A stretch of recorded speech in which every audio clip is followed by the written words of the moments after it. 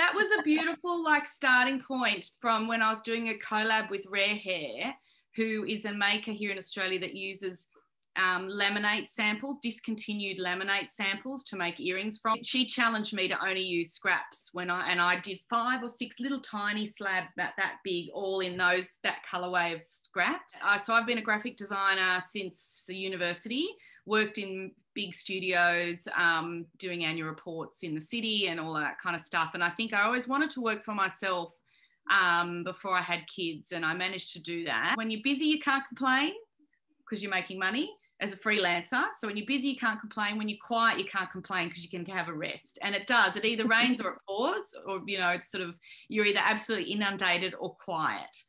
And I can't sort of do nothing. So the polymer was this wonderful slotting in thing, because that was the weaving and all the fibre art stuff was the prelude to the polymer for me.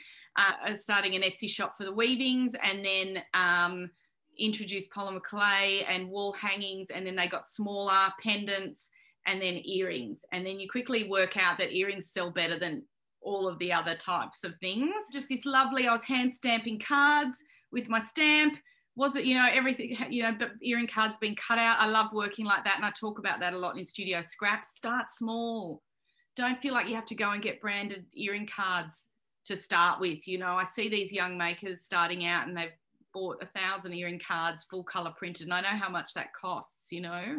A big fan too of, you know, organically growing. So, oh God, I can't stamp these earring cards anymore. I have to get them printed, you know. You know, it was graphic design earrings, you know, hobby. Then it sort of became like that. And now it's really pretty much like that. I've still got some wonderful clients that I keep.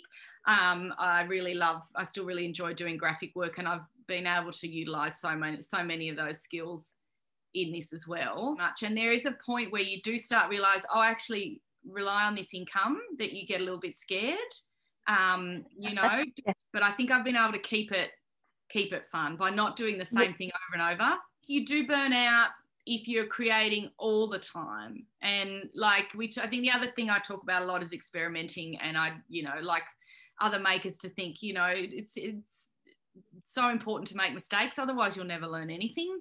That's going to be a new feature of Studio Scraps, is how I stuffed up, and I'm going to share behind the scenes stuff ups just to sort of, you know, and I'll talk about what I learned about that stuff up, and you know, the subscribers then get to see stuff will never post. Stuff up is screw up?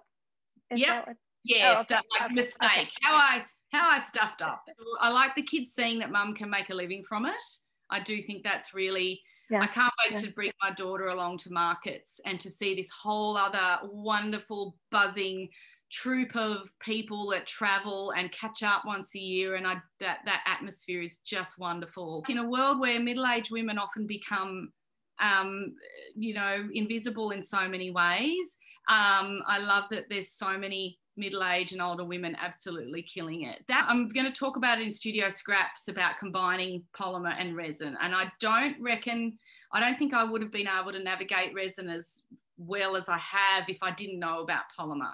And also I'm happy to try stuff, and then if it doesn't suit, you know, it doesn't stay in. But I am also, I find my work, one little tiny bit of that one collection will then inspire the next thing. Written about inspiring yourself, you know, one thing leads to another. I do think even though I'm trying lots of different things, I still keep it mine, and because I can only make how I make. So when I talk about Studio Scraps, a lot of it is like, you know, talking about how to sell it, and I might really, that the idea of making for making's sake and not for selling is something I think that's worth talking about, right. Especially amongst this sort of slightly rabid, keen, you know, maker community here in Australia that just really do make to sell. They make massive slabs, churn out a lot of pieces, and one thing I'm proud of the fact that I've managed to, still with my collections, there'll still only be one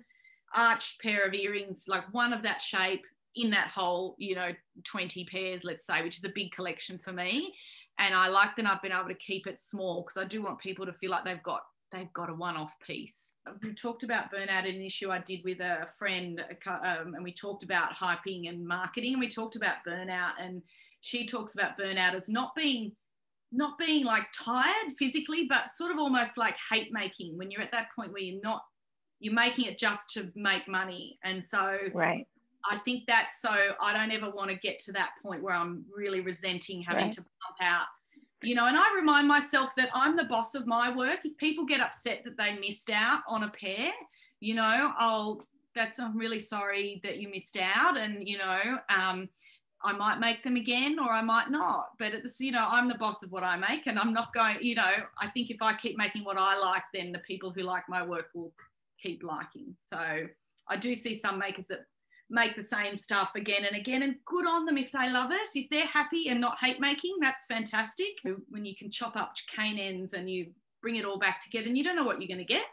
And, you know, and I just think that's a wonderful way of making, and non-repeatability of it, I love. I think some makers probably get frustrated by that when they can't replicate it. So I suspect that would be frustrating for some people, but I love that. And it's also, it takes so much off where you don't have to think or make decisions. And that's quite liberating as well. Landing out a slab or whatever, you know, to then do a scrap piece in between is wonderful.